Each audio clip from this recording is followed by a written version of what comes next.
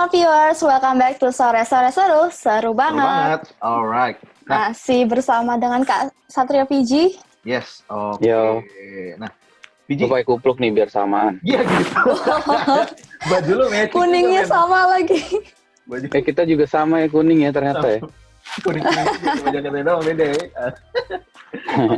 Nah, Iya. Piji, kita mau balik lagi ngobrol-ngobrol mengenai si Scratch-nya ini. Nah, dari yang paling awal dulu nih, ini sebenarnya basic. Mesti gue tanya di depan kali ya tadi ya. Dari Scratch ini maksudnya lu ngambil namanya dari mana nih, Piji? Scratch itu gue ambil karena skateboard itu kan kita emang biasa naik ke besi, terus ya kayak ke meja gitu, box. Nah emang kita paling deket sama goresan-goresan, gue kepikirin dulu gitu sih.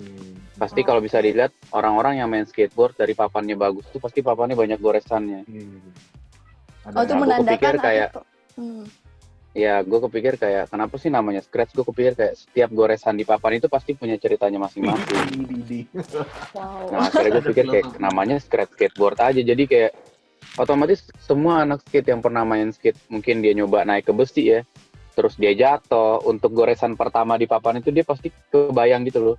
Ini goresan ini gara-gara gue nyoba naik ke besi terus gue jatuh gitu. Selalu ada ceritanya gitu loh. Terus dikepikirnya kayak dari situ sih. Nah, terus logonya sendiri kenapa tuh kayak pirates ya? Kayak bajak laut gitu. Iya, ini masih belum menemu benang merahnya nih gue nih. Iya. Ya, sebenarnya sih kalau misalkan bajak laut tuh emang gue tuh paling seneng sama icon kan. Dari dulu gue kalau bikin apapun kayak gue harus punya icon gitu. Dan kebetulan dulu gue sering banget pakai topi sailor sebenarnya, topi kapten gitu. Sebelum ada Scratch skateboard gue pakai topi kapten. Terus gue kepikir kayak nanti kalau misalkan gue punya brand, kalau namanya doang yang seru nih harus ada ikonnya gitu yang ikonik banget gitu orang ingat. Akhirnya gue kepikir kayak kenapa nggak kapten aja. Tadinya tuh pirate, gue pengennya kayak pemberontak banget lah, perompak gitu. Oh. Terus gue mikir kalau perompak kan agak susah ya untuk menjalankan sesuatu tuh karena dia barbar. Nah, Akhirnya gue kepikir ya si Scratch ini lebih kayak sailor sih, captain aja gitu.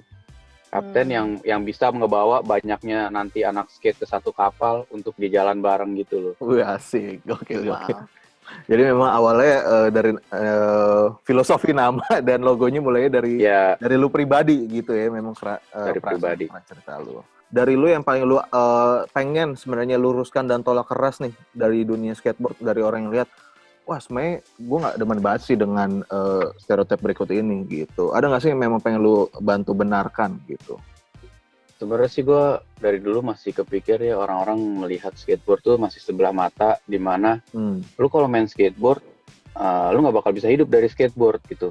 Itu kan kalau gue bilang pemikiran kuno zaman dulu ngomongin musik gitu kan.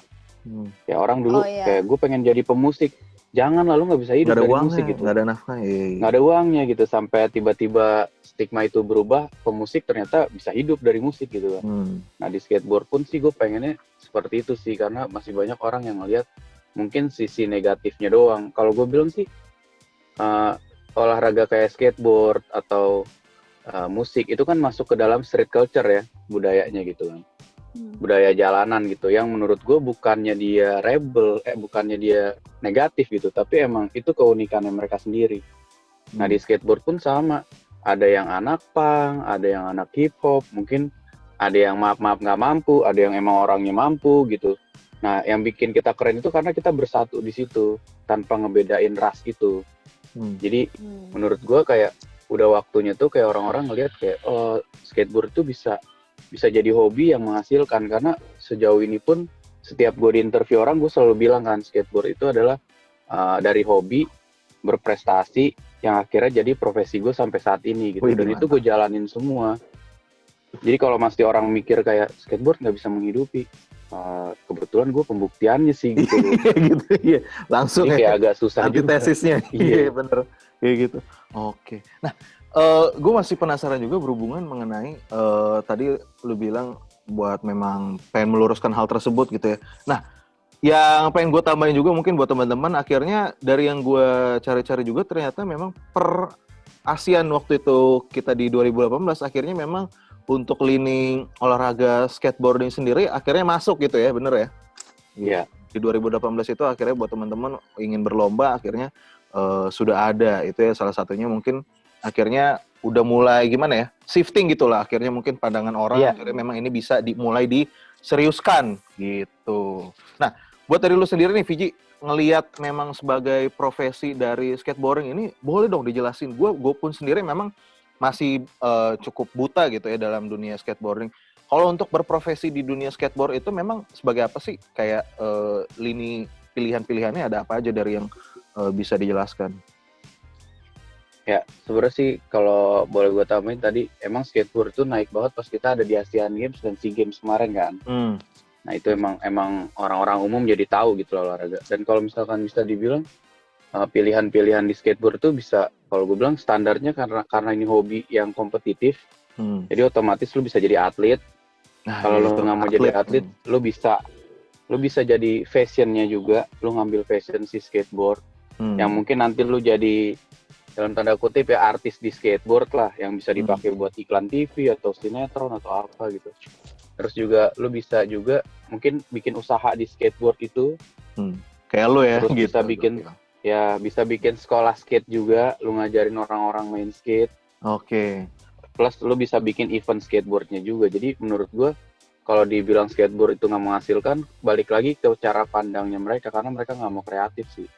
Tapi kalau lo kreatif, lo pasti banyak yang bisa lo lihat gitu. Karena di luar pun orang bilang skateboard itu adalah art, seni yang tanpa batas gitu. Kalau gue bilang, misalkan gue foto, gue lagi main skate, terus bisa gue jual fotonya, itu pun bisa gitu. Bisa. Karena dia jadi kayak art banget gitu loh. Yang ngelompatin mobil lah, bisa jadi pajangan lah, kayak gitu lah. Benar. Luas sih.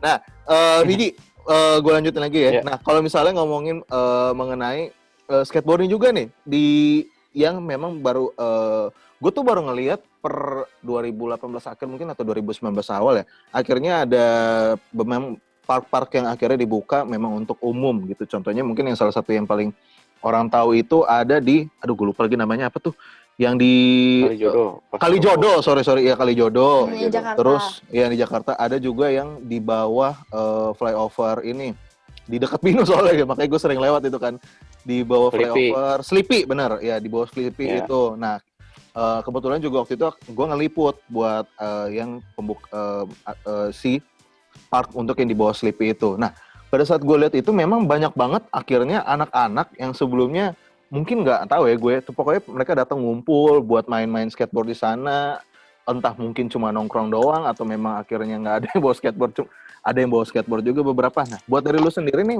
ngelihat orang-orang yang akhirnya memang buat park baru dibuka, mungkin pengen mulai bermain skateboard itu, apalagi dari anak-anak kecil ya, pandangan lu pada saat itu pas mereka mulai rame dibuka-buka nih, bagaimana nih Viji? Sebenarnya sih gue senang sih dengan bertambahnya banyak skatepark, gue bisa mengurangi populasi untuk anak-anak skate yang main di jalanan. Walaupun tetap skateboard ini aslinya emang dari jalanan gitu. Tapi kan kita nggak bisa ngambil mentah-mentah dari luar. Kalau di luar kayak misalkan kita harus karena beda dia budaya barat, kita budaya timur gitu. Yang di sana mungkin orang main skate di jalan udah biasa lah. Tapi kan di sini tahu sendiri gitu peraturannya banyak. Nah, sekarang banyak dibangun skatepark itu, akhirnya gue lihat kayak salah satunya kan Kalijodo. Kebetulan Kalijodo itu dibangun setelah gue menang peringkat 3 di Cina. Oke. Jadi skatepark itu gue sempat ketemu, itu dulu Pak Ahok yang bangun kan. Sempat ketemu kayak, gue bilang ini bagus banget karena Kalijodo yang dulu ibaratnya stigmanya negatif gitu kan. Terus sekarang dibangun skatepark yang gue di awal tuh kepikir kayak apa ada ya nanti ya skateboarders yang lahir dari situ gitu. Dan itu pun di 2 bulan pertama, 3 bulan pertama kan gue sering banget main di situ. Tiba-tiba tuh ada anak yang datang nggak pakai sepatu, mulai coba main skate. Terus biasanya gue marahin tuh kalau main skateboard harus pakai sepatu, nggak boleh nyeker gitu kan. Lama-lama, dan itu pun yang gue sering kayak edukasi secara ringan mungkin ya, tapi lucunya tuh pas gue udah mulai jarang kesana, pas datang lagi anak-anaknya dulu sering gomelin itu ternyata dia udah pakai sepatu, asik. main skate. Dia udah bisa main skate yang dia nunjukin ke gue gitu. Wih, Kak, lihat nih aku udah bisa main. Gue bilang kayak, gila ya, berarti skateboard ini sebenarnya bisa membawa hal positif gitu. Karena menurut gue ya, anak-anak di Kalijodo itu yang notabene keluarganya maaf nggak mampu, at least dia main layangan, mungkin nantinya juga cuman ngerusuh juga gitu loh. Mungkin jadi narkoba lah apa. Tapi ini enggak gitu. Semua yang main skate tuh yang kayak mereka malu atau gimana untuk pengen ngelakuin hal-hal yang enggak. Ini menurut gue bagus banget, dan di Selipi pun sama. Begitu Selipi dibuka, awal-awal emang yang main yang bisa main skate, lama-lama warga sekitar datang, mereka pengen cobain main, akhirnya mereka teredukasi dan mereka main skate juga. Menurut gue sih harus diperbanyak sih buat, ya menurut gue buat ngurangin kenakalan remaja juga lah sekarang. Iya benar-benar. Buat gimana ya bilangnya, pelarian dalam arti positif gitu ya. Kalau misalnya memang daripada ngelakuin yang kenakalan ini bisa ada positifnya, itu bentuknya modelnya seperti ini gitu. Iya. Nah sekarang aku penasaran banget nih kalau ngomongin tentang papannya. Nah itu ada nggak sih kayak kriteria khusus, bentuknya harus lancip kah atau dari bahan kayu yang khusus? Ya sebenarnya sih kalau papan skateboard itu emang lumayan banyak jenisnya. Ada longboard tuh yang panjang yang kayak surfing. Itu cuman biasanya mereka pakai untuk downhill. Kalau yang cewek-cewek tuh biasanya ngedance di atas longboard itu. Iya. Itu di Korea. Ya pernah lihat ya? Saya sering lihat ya. Nah itu yang itu longboard tuh. Karena mereka nggak ngetrik yang gimana lah. Itu cuman ya mungkin style-nya kayak gitu. Terus ada lagi cruiser. Dia papannya agak kecil. Yang kecil ya. Agak kecil papannya, itu yang buat slalom kalau dilihat. Jadi dia cuman buat zigzag gitu lah. Iya. Nah itu yang cocok buat dia taruh pemula. kon. Nah terus ada lagi ya si skateboard sendiri. Nah skateboard sendiri ini emang diperuntukkan untuk dia tricky. Makanya bentuknya kanan kirinya ada lengkungannya. Nah kalau misalkan pemula sendiri pun kalau pengen main, menurut gue sih kalau dia bisa main skateboard, dia pasti bisa main cruiser sama longboard. Oh gitu. Oke. Karena basicnya di skateboard lebih sulit untuk balance kan. Iya. Nah, gue jadi keinget deh sama banyak tuh di komplek gitu kan. Ada yang kalau misalnya modelnya itu yang kayak papan, cuman yang kata dua kakinya tuh bisa gini-gini loh. Itu snackboard. Snackboard ya? Itu masuk juga ke skateboard nggak sih? Gue sampai sekarang masih kayak ngeliat, ini namanya apa sih gitu. Sebenarnya sih snackboard tuh nggak masuk sih. Itu snackboard tuh lebih kayak mainan. Sebenarnya dia mainan aja ya umumnya gitu ya. Iya karena rodanya kan dua gitu ke depan gitu, terus dia harus main di ini. Sebenarnya lebih ke mainan sih. Oke. Nah ini gue masih penasaran cukup juga dengan sebenarnya gimana ya? Mungkin saudara-saudaranya yang gue bisa bilang dengan skateboard kali, kayak yang ada dari video baru-baru lo ini juga kan ada lo main sepatu roda ya kan? Ada di untuk di skateparknya gitu. Nah sebenarnya kalau di skatepark sendiri, ngomongin skatepark, di skatepark itu bisa sebenarnya macam-macam olahraga apa aja sih yang lo tahu sih? Kayak mungkin kan untuk dari skateboard juga bisa, untuk dari sepatu roda juga bisa. Tapi mungkin ada anak-anak yang BMX juga bisa ya untuk sepeda-sepeda gitu.